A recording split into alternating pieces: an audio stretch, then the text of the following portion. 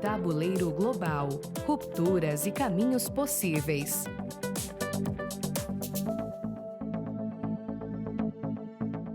O próximo painel, chamado Tabuleiro Global, Rupturas e Caminhos Possíveis, trata das rupturas geopolíticas, dos novos arranjos econômicos e do desafio de conciliar soberania com inserção global.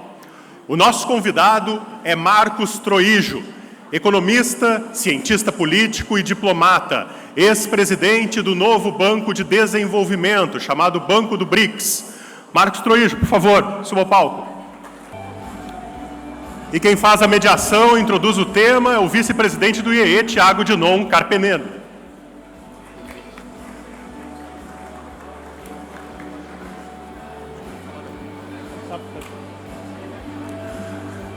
Lembrando, fiquem à vontade para enviar perguntas pelo QR Code que aparece nas telas. Thiago, por favor.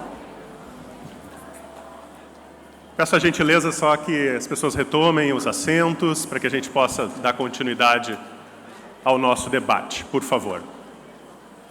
Bom final de tarde a todos.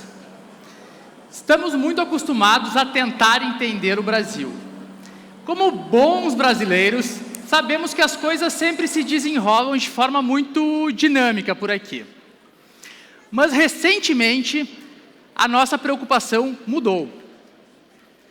Nos questionamos também, o que está acontecendo com o mundo? Olhando pelo retrovisor, 5 anos atrás, havia muitas certezas na ordem global. A economia crescia em ritmo acelerado, os conflitos eram localizados, sem grande envolvimento das superpotências, e as tecnologias da informação tornavam as pessoas mais capazes e conectadas. Desde então, o tabuleiro global virou. Em 2020, o mundo parou, na maior pandemia em 100 anos. Em 2021, o Congresso da mais importante democracia do mundo foi invadido, o Capitólio dos Estados Unidos da América. No ano seguinte, em 2022, o foco vai para outro continente. A Rússia invade a Ucrânia no maior ataque militar em solo europeu desde a Segunda Guerra Mundial. Em 2023, seguimos assistindo cenas bárbaras. Israel sofreu o ataque terrorista mais mortal da sua história, desde a sua fundação, em 1948. Em 2024, as correntes da ordem global voltam a se mexer. Um acrônimo criado no passado de forma desinteressada, BRICS, se torna um importantíssimo ator geopolítico.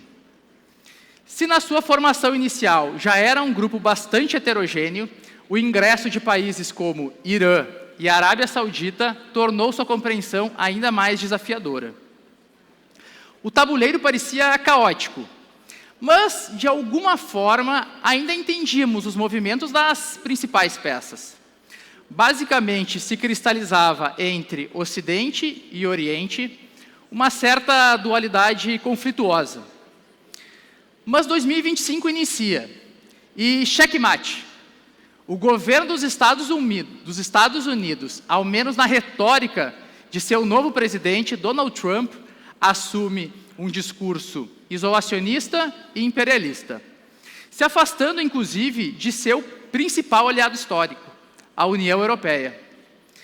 Nesse contexto, parafraseio Milor Fernandes: se você não tem dúvidas, é porque está mal informado. Troijo, são realmente questões muito importantes para nós discutirmos aqui, como por exemplo, o mundo está mesmo passando por rupturas que nenhuma das gerações presentes nesse auditório já vivenciou. Independente de termos coragem para escolher, ou estamos deixando de escolher, quais são os caminhos possíveis nesse novo tabuleiro global? Para nos ajudar a entender tudo isso, passo a palavra para nosso convidado, Marcos Troijo. É um prazer recebermos de novo no palco do Fórum da Liberdade.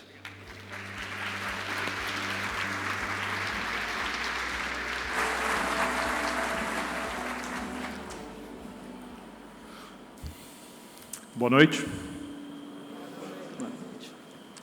Cumprimento a todos na figura desse ícone brasileiro que é o Dr. Jorge Gerdau e da Karen Misculin, que é minha querida amiga. Dois convites iniciais. O primeiro é que todos nós coloquemos um óculos de terceira dimensão imaginário e durante um tempo eu gostaria que aqui, em vez de vocês lerem Fórum da Liberdade, vocês leiam Fórum da Realpolitik. Porque a apresentação que eu vou fazer será a mais desapaixonada possível, a mais descritiva possível, a mais realista possível. Pelo menos até mais ou menos ali os 45 do segundo tempo. E o segundo convite é para que vocês embarquem comigo numa máquina do tempo e a gente voltasse até março de 2005. Porque foi naquela ocasião publicado um dos livros mais importantes do início do século XXI, que era uma espécie de manifesto da globalização profunda.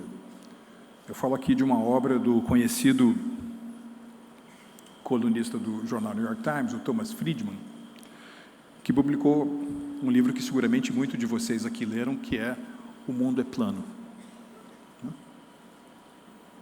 Um mundo em que, aparentemente, os obstáculos ao comércio, ao investimento, iam ficando para trás. Um mundo em que uma bola de vôlei era desenhada na Alemanha, o seu couro sintético vinha da Tailândia, a cola vinha da Malásia, essa bola era montada na China, a embalagem vinha das Filipinas, a empresa de transporte marítimo que levava essa bola até o seu mercado de destino era uma empresa norueguesa, o escritório de contabilidade que regia toda essa operação estava sediado em Dublin, na Irlanda.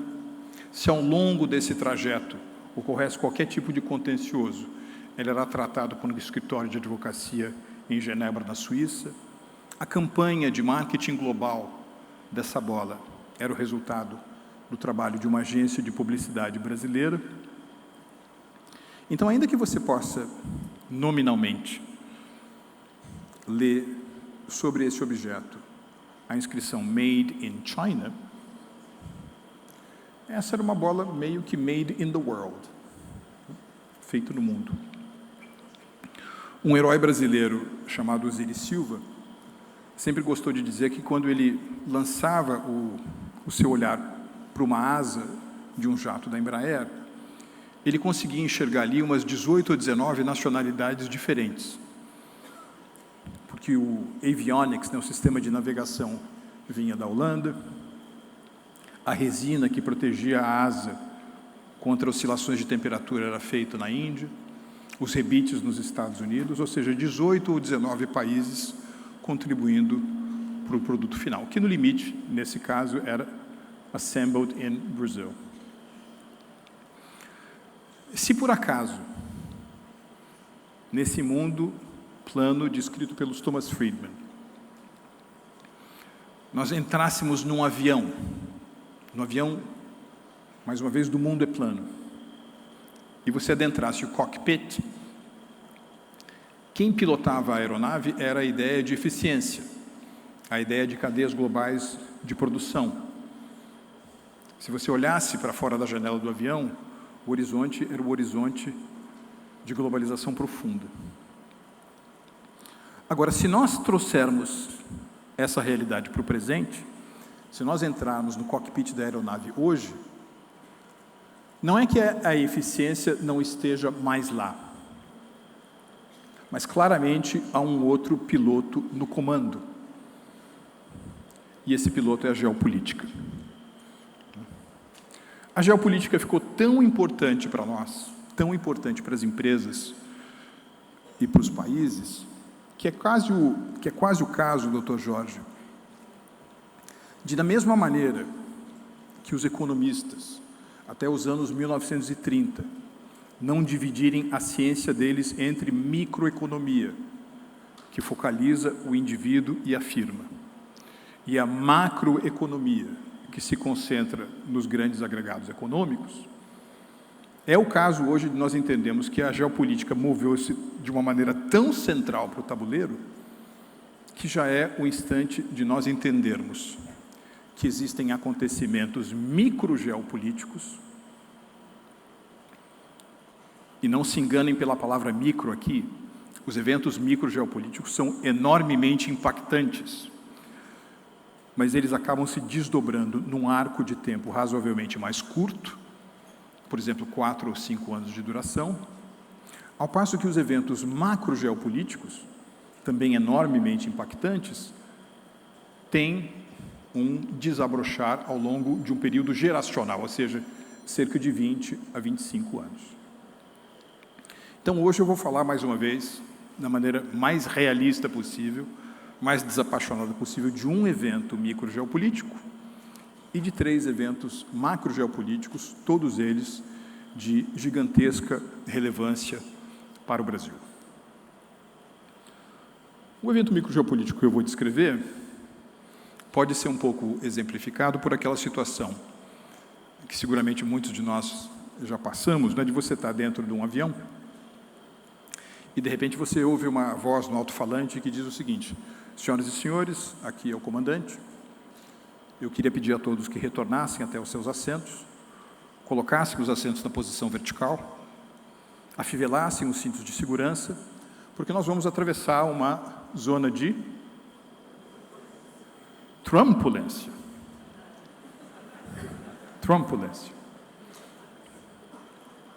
E o meu conceito, Dr. Jorge, de turbulência é o resultado de um jogo de palavras com 3 ideias. A ideia de turbulência, né? Ou seja, os Estados Unidos saem da Organização Mundial de Saúde, os Estados Unidos escanteiam a Organização Mundial do Comércio, os Estados Unidos começam uma disputa comercial importante com seus 2 vizinhos geográficos, o Canadá e o México. Os Estados Unidos se referem à União Europeia como uma entidade criada para os Estados Unidos. Expandem um véu e depois um cobertor e agora uma manta de tarifas comerciais sobre as exportações chinesas. Não diferencia parceiros comerciais de aliados ou antagonistas no seu relacionamento comercial. Isso gera turbulência. Turbulência, como vocês sabem, é aquilo que acontece quando um corpo se desloca ao longo do espaço e, por conta do atrito do ar, da resistência do ar, isso gera um desconforto, um desprazer para aqueles que estão dentro da aeronave. Então, tem muita turbulência do mundo, que em alguns casos pode até que não venha a ser tão necessariamente ruim. O segundo elemento dessa turbulência é um jogo de palavras com a ideia de opulência, que significa riqueza. Hoje, os Estados Unidos, curiosamente, encontram-se numa posição de enorme peso relativo na economia global. Eles começaram em 2025 com um PIB nominal de 30 trilhões. Hoje, 3 empresas, NVIDIA, Apple e Microsoft, têm um market cap superior ao market cap de toda a Bolsa de Frankfurt. E não estou aqui falando de Apple mais NVIDIA mais Microsoft, ou seja, qualquer uma delas individualmente considerada tem um valor superior à bolsa mais valiosa da Europa, né, que é a Bolsa de Frankfurt. Os Estados Unidos têm 50 estados. O estado mais pobre dos Estados Unidos, ou menos rico, é o estado do Mississippi.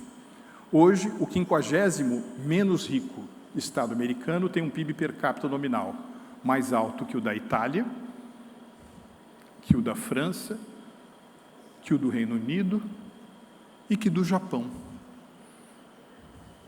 E olha que o Japão era visto há apenas 2 ou 3 décadas como um grande bicho-papão, como concorrente econômico dos Estados Unidos. Ou seja, eles estão numa posição de grande poder relativo. Mesmo a China, que ao longo do século XXI foi fechando a distância dela, né, a trajetória do PIB chinês foi se aproximando do PIB dos Estados Unidos, o que fez vários analistas, inclusive eu, acharem que entre 2026 e 2030 haveria uma ultrapassagem, ou seja, a economia da China fica maior do que a dos Estados Unidos, embora do ponto de vista da paridade do poder de compra, a China já seja uma economia hoje maior do que a economia norte-americana, do ponto de vista do dólar, do PIB medido pelo dólar nominal, nesses últimos 5 anos, a boca de jacaré entre a performance do produto interno bruto dos Estados Unidos e da China voltou a abrir. Os Estados Unidos voltaram a desgarrar. E isso é tão chocante de ver, sobretudo quando comparado à Europa, porque quando o Lehman Brothers derreteu em 2008, né, você tem o fenômeno da chamada Grande Recessão, o PIB americano e o PIB europeu é basicamente o mesmo. O PIB americano era 10%, 15% maior.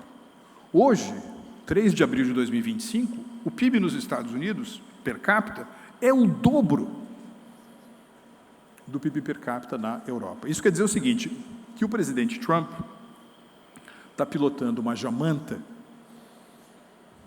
cujo potencial benéfico, né, ou disruptivo é realmente muito grande. Né?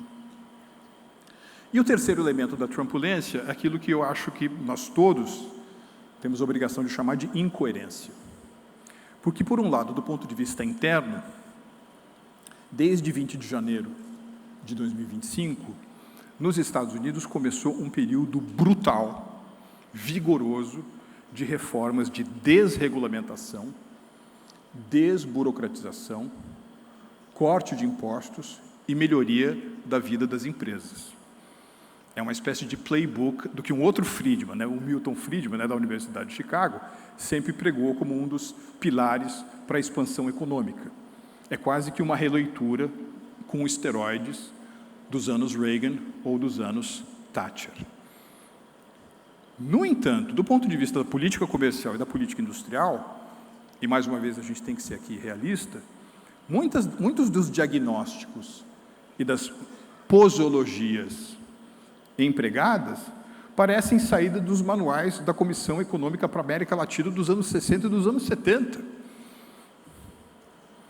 Os Estados Unidos, que sempre foram talvez a mais importante força de liberalização comercial do mundo, de construção de acordos de comércio, parece ter, nesse sentido, observado uma inflexão muito importante. Isso, para mim, é uma grande incoerência.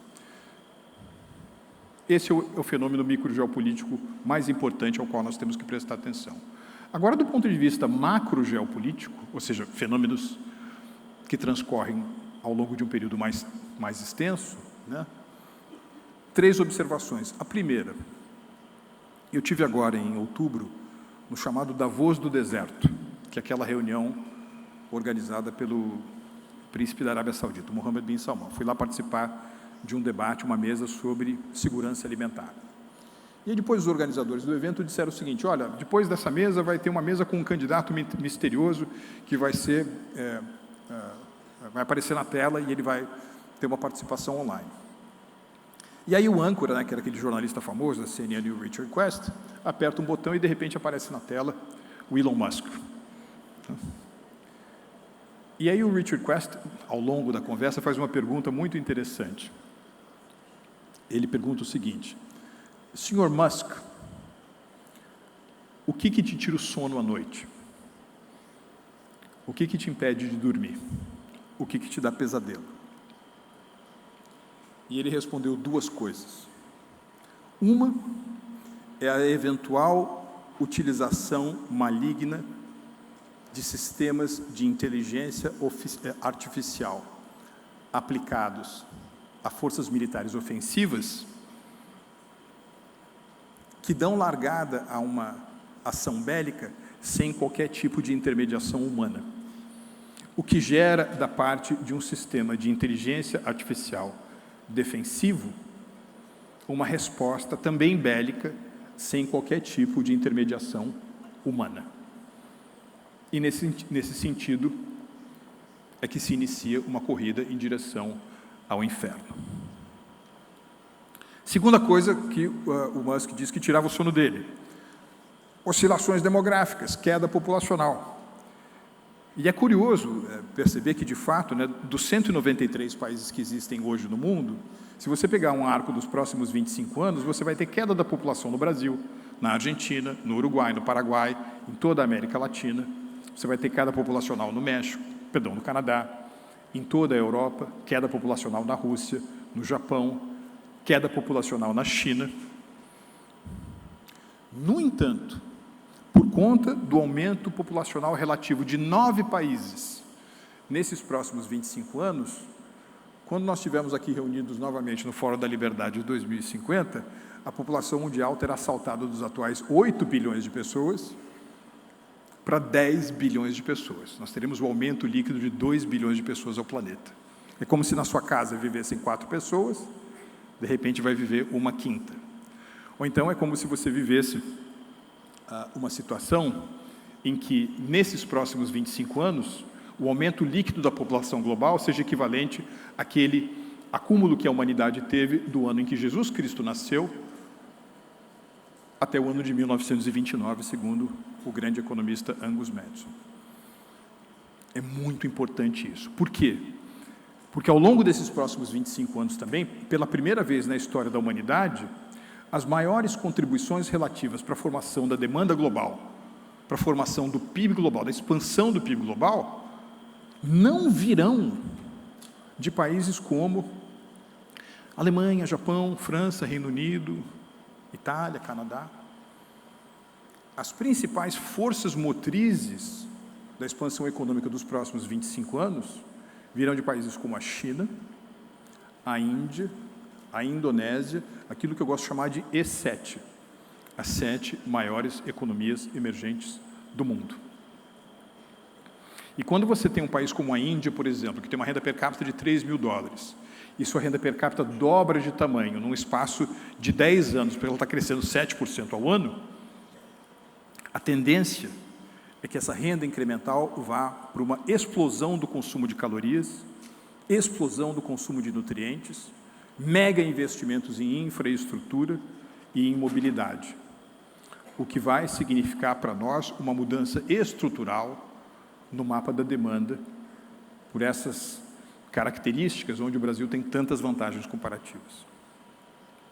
Rapidamente, um outro evento macro-geopolítico da maior importância é a reconfiguração das cadeias globais de valor. Muita gente chama isso em inglês de Global Supply Chains.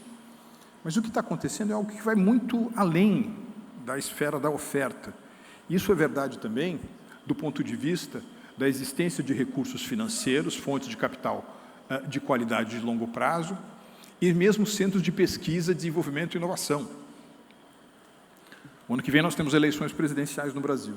No passado, quando você tinha eleições para presidente, os assessores econômicos dos candidatos sempre faziam uma espécie de romaria para Washington, Nova York e Londres. Hoje, se alguém é realmente sério em buscar recursos de longo prazo para saldar, por exemplo, insuficiência infraestrutural, a romaria tem que passar por Singapura, por Abu Dhabi, por Doha, por Dubai, por Riad, por Xangai. É um outro mundo. E a terceira característica macro-geopolítica que eu queria apresentar para vocês, que eu não consigo encontrar uma imagem melhor para descrever, tem que ver um pouco com um filme que foi muito famoso nos anos 80, que era um filme protagonizado por um ator francês-americano chamado Christophe Lambert. É um filme chamado Highlander. Assistiram esse filme? Highlander, o Guerreiro Mortal? Muita gente assistiu. Por quê? Porque o filme começava na Nova York dos anos 80, então aparecia lá o personagem andando nas ruas da Broadway, com os arranha-céus, as luzes de neon, o vapor saindo do metrô, os táxis amarelos, né? aquela coisa da modernidade. Só que, de repente, o filme cortava para a Escócia medieval, né? Porque ele era um guerreiro imortal e ele se descobriu imortal ainda na Idade Média, e ele vai atravessando essas várias gerações até chegar no ponto de modernidade. O que eu acho que é esse fenômeno macro-geopolítico? É o que eu chamo de Highlander World. Por um lado, você vai ter robótica, novos materiais, química fina, inteligência artificial, extraordinariamente relevantes, mas, ao mesmo tempo, comida ficou mais relevante do que nunca. Água ficou mais relevante do que nunca. Fluxo eólico ficou mais relevante do que nunca. incidência fotovoltaica ficou mais relevante do que nunca. E, por outro lado, essa onipresença, por exemplo, da inteligência artificial, vai demandar de nossa parte toda uma nova abordagem do ponto de vista, por exemplo, educacional. Porque, da mesma maneira que no passado nós dividimos as pessoas entre pessoas que têm ou pessoas que não têm, pessoas que sabem ou pessoas que não sabem, a próxima divisão não será entre humanos e inteligência artificial, mas será entre humanos que conhecem utilizar, ainda que os rudimentos da inteligência artificial, e aqueles que estão colocados totalmente à margem desse fenômeno absolutamente abrangente que nós vamos ver, que é o da inteligência aumentada. No balanço geral das coisas, a minha impressão é que, seja na microgeopolítica, quanto nesses fatores macrogeopolíticos, para um país que tem as características do Brasil, há mais ótica de copo meio cheio do que meio vazio. O mundo está muito arriscado, muito perigoso e, curiosamente, favorável para um país que tem as nossas características. Nós temos uma chance muito concreta, no espaço de 2 administrações, nos aproximar, se a gente fizer as coisas certas, das rendas per capita que são observadas na Europa mediterrânea. O avião está aí, o céu azul está aí. Para nós, a gente precisa de uma boa tripulação. Obrigado.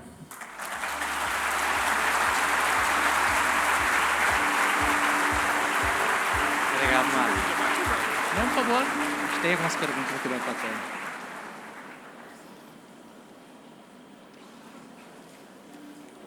Bom, Marcos, em primeiro lugar, muito obrigado pela tua exposição. A gente, como brasileiros, a gente está super acostumado a discutir todos os problemas do Brasil e normalmente é um assunto que nos interessa muito, mas eu confesso que eu não me lembro de um momento nos últimos anos em que as pessoas estão tão, talvez o termo seja quase desesperadas ou extremamente interessadas para entender o que está acontecendo no mundo, porque está realmente, nessa analogia do tabuleiro global, está todo mundo um pouquinho perdido. E aí a primeira pergunta que eu gostaria de te endereçar, e talvez seja o protagonista dessa bagunça do tabuleiro global, é Donald Trump. Ele tem uma capacidade de estar na mídia e moldar a discussão pública que é impressionante, né? Poucas figuras talvez sejam tão midiáticas quanto ele. E aí tu trouxeste na tua explanação essa certa inconsistência, vamos dizer assim, entre o que é a postura interna dos Estados Unidos e a postura externa. Ao mesmo tempo, Trump fala coisas que por vezes são absurdas e as pessoas ficam em dúvida, o que é verdade, o que é brincadeira, o que é uma tentativa de criar melhores condições de negociação. Tentando entrar um pouco na cabeça do Donald Trump, com todo o conhecimento que tu tem do assunto também, o que é verdade, o que dá para levar a sério e o que não se leva. Veja, tem uma figura legendária do Vale do Silício, né, como investidor anjo, que é o Peter Thiel, e ele tem uma frase síntese que exemplifica muito a possível interpretação que você possa ter do atual presidente dos Estados Unidos. Quer dizer, you cannot take him literally, but you have to take him seriously. Quer dizer, você não pode ler as coisas no pé da letra, mas você tem que levar seriamente. Agora, eu acho que nós estamos falando demais do Donald Trump, né? A gente teria que falar de outras coisas. Acho que a grande lição de casa de um Estados Unidos que tem uma presidência como Donald Trump, para nós no Brasil, deveria ser um grande incentivo à aceleração e aprofundamento das reformas internas. Porque talvez o principal desafio para o Brasil da presidência Trump não seja, nem de perto, a imposição de tarifas, né? Porque o Brasil é um país muito peculiar, né? Quer dizer, das 193 nações do mundo, o Brasil é apenas um dos 8 ou 9 que tem superávit comercial com a China. Mas também é um dos 11 ou 12 que consegue ter déficit comercial com os Estados Unidos, né? Por exemplo, ontem, o anúncio do Brasil, naquela categoria que comparativamente está menos afetada por tarifas mais altas, não foi uma vitória do governo brasileiro. E tampouco foi algum tipo de beneplácito do governo americano. É que não apenas os Estados Unidos têm superávit comercial conosco, né, e você vê claramente ali que os países mais afetados são aqueles que têm o maior saldo comercial com os Estados Unidos, como o estoque das nossas exportações para o mercado americano é relativamente pequeno. Hoje, de cada $2 que o Brasil exporta, 1 vai para a Ásia. E se você colocar a radiografia um pouco mais aberta, né, de cada $100 que o Brasil exporta, 33 vão para a China. Hoje o Brasil exporta mais para a China do que para os Estados Unidos e para a União Europeia juntos. O que nos é grave do ponto de vista das sanções, ou melhor, das tarifas, é que se você faz uma análise do perfil exportador brasileiro para os Estados Unidos, você vai ver que é para lá que estados como Rio Grande do Sul, ou Santa Catarina, ou Paraná, ou São Paulo, têm os seus destinos de maior valor agregado. No entanto, quando essas mesmas tarifas são impostas a outros países, em alguns casos até tarifas mais altas, o efeito que isso gera para todos é muito parecido com aquilo que acontece quando você, por exemplo, está assistindo um jogo de futebol no estádio, né, na arquibancada. Você está lá, sei lá, no 20º nível da arquibancada, e aí, de repente, o seu time está atacando, o cara que está sentado na primeira fileira fica tão entusiasmado, né, emocionado, que ele fica de pé. Quando ele fica de pé, ele força o sujeito que está atrás dele a ficar de pé também. Aí todos ficam de pé, assistindo o mesmo jogo de antes, só que numa posição de mais desconforto. Onde o presidente Trump realmente pode fazer uma diferença gigantesca em termos do desempenho da economia brasileira, para pior, é que é o seguinte: eu não sei se vocês estão conseguindo captar isso, né, na análise de vocês, mas hoje um dos fenômenos mais interessantes que existem no mundo é a desindustrialização da China. Não apenas por conta da guerra comercial, mas porque o custo relativo da remuneração da força de trabalho na China, sobretudo naqueles setores que ainda são muito dependentes da mão de obra para a realização do produto final, não para de crescer. Então, empresas estão sendo retiradas da China e indo para países como Bangladesh, ou a Índia, ou Marrocos, ou o México. E nesse rearrumar dos hubs industriais pelo mundo, o Brasil teria uma chance muito grande de reindustrialização ou neoindustrialização. Agora, se você está saindo da China, se você está diminuindo a sua versão, se você está diminuindo a sua exposição a risco na China, e você vai remontar a sua atividade produtiva em alguma outra parte do mundo, você vai para a Índia, onde a carga tributária como percentual do PIB é de 18%, para a Arábia Saudita, onde a carga tributária como percentual do PIB é 12%, para os Estados Unidos, onde mesmo no final da presidência Biden, a carga tributária como percentual do PIB era 27%, ou você vem para o Brasil, onde mesmo depois da tão chamada, da tão propalada reforma industrial, a carga tributária é de 33%. Então é curioso, porque nessa nova corrida global, é como se você tivesse várias raias, não é? E por conta das nossas características em segurança alimentar, em segurança energética, numa economia mais verde, o Brasil saísse na frente, mas por conta do peso do Estado na economia, do peso do governo na economia, em termos de ineficiência e de carga tributária, você rapidamente é ultrapassado pelos outros países, porque nós estamos muito pesados, nós estamos muito lerdos. Então, se os Estados Unidos, de fato, conseguirem temperar esse tema da política comercial e da política industrial um pouco para que ela possa sair do mapa e privilegiar a ênfase às reformas internas que eles estão fazendo, você vai ter um fenômeno de fascinação que foi captado muito bem, por exemplo, pelo Bernard Arnault, que é a maior fortuna da Europa e que participou da posse do presidente Trump. Passou aquela semana nos Estados Unidos e depois de uns 10 dias voltou para a França, se engajou lá num seminário da revista Le Nouvel Observateur, e ele disse o seguinte: olha, eu estou chocado com o que está acontecendo nos Estados Unidos, o entusiasmo em relação a investimentos, como o governo vai cortar os impostos sobre as corporações, facilitando a vida do empresário, vai cair a carga tributária total de 21% para 15% sobre as empresas. Se isso acontece, e você não tivesse tanta turbulência ou trumpulência no campo do comércio e da indústria, os Estados Unidos se transformariam numa gigantesca bomba de sucção de investimentos de longo prazo que estão diminuindo a exposição a risco em outras partes. Então, essa, na minha opinião, seria a consequência mais negativa para a economia brasileira. Ou seja, os Estados Unidos ficarem mais parecidos com o mercado emergente e tirarem um pouco da atratividade que hoje nós temos. Perfeito. Temos aqui algumas perguntas que chegaram da plateia. Pelo adiantar da hora, a gente vai ter a possibilidade de fazer apenas uma, mas eu gostaria de ler aqui a pergunta lembrando a todos que o QR Code que está aqui na tela permite envio das perguntas, e já fica também essa dica aí para o painel seguinte, então todo mundo já pode enviar as dúvidas que tiver para a gente poder ler aqui para os nossos palestrantes e painelistas. O Davi Maltz perguntou, aqui um foco bem Brasil. Como o Brasil pode se beneficiar da guerra comercial entre os Estados Unidos e China? Eu creio que alguns já tangenciaste esse assunto um pouquinho, mas eu acho que é legal, de repente, ter muitos empresários aqui também, muita gente que está olhando essa guerra, pensando, obviamente, nas suas empresas, nos seus negócios, e como é que a gente olha do ponto de vista aqui interno para isso tudo. Eu acho que o Brasil vai se beneficiar porque, como eu mencionei, os Estados Unidos já jogaram um véu, um cobertor e uma manta em cima das exportações chinesas. E os chineses, que agora têm um tamanho muito mais superdimensionado do que tinham 20 anos atrás, vão retaliar.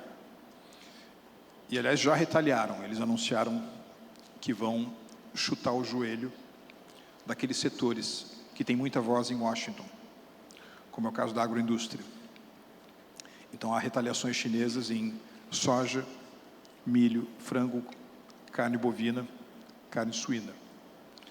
Ora, qual é o único país do mundo que, seja em escala, seja em velocidade, tem a capacidade de agir quase como um substituto automático a essas exportações americanas para a China? É o Brasil.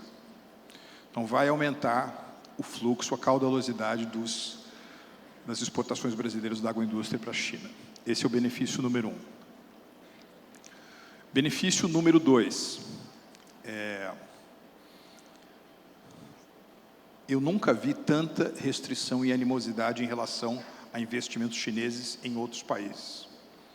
Hoje é praticamente impensável para os chineses os Estados Unidos, ou o Canadá, ou o México, como destino de investimento estrangeiro direto. E mesmo na Europa, eles estão encontrando grandes dificuldades. Em relação à África, eles estão super decepcionados com o desempenho do investimento deles. Todo mundo fala muito que os chineses estão chegando na África e eles estão lá, mas estão super desapontados, super decepcionados. Isso aumenta a atratividade do Brasil como destino de investimento estrangeiro direto chinês. E, na minha opinião, se nós fizermos as coisas razoavelmente bem pensadas e estruturadas, nós podemos utilizar, que nem no judô, que você usa a força do seu adversário para uma situação que lhe é benéfica, para ajudar a combater um pouco do gargalo infraestrutural no Brasil. E a terceira fonte de benefício é o seguinte: eu não sei se vocês já jogaram um joguinho da Grow chamado War. Aliás, é graças ao War que muita gente, como eu, passou a saber que existia um lugar no mundo chamado Labrador, Dudinka, Vladivostok. E se nós estivéssemos jogando War em 2005, quando o Thomas Friedman publicou O Mundo é Plano, e você olha para a China está crescendo 10%, 12% ao ano, aumentar a sua exposição à China é uma boa ideia.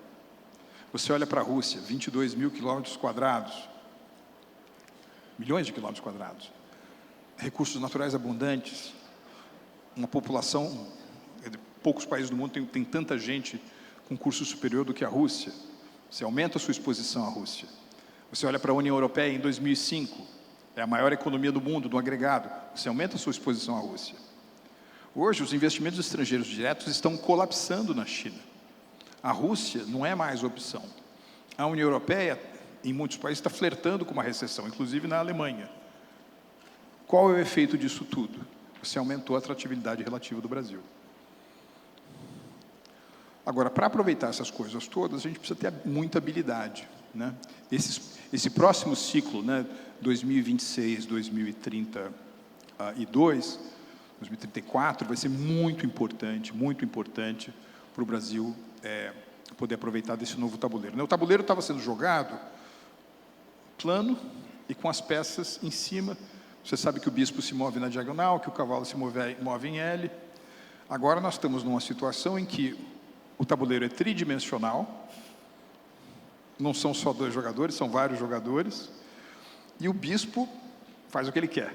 A torre também, o cavalo também. Parece aquele jogo de xadrez que o Luke Skywalker encontrou quando ele entra num bar do primeiro Star Wars. Alguém se lembra dessa cena?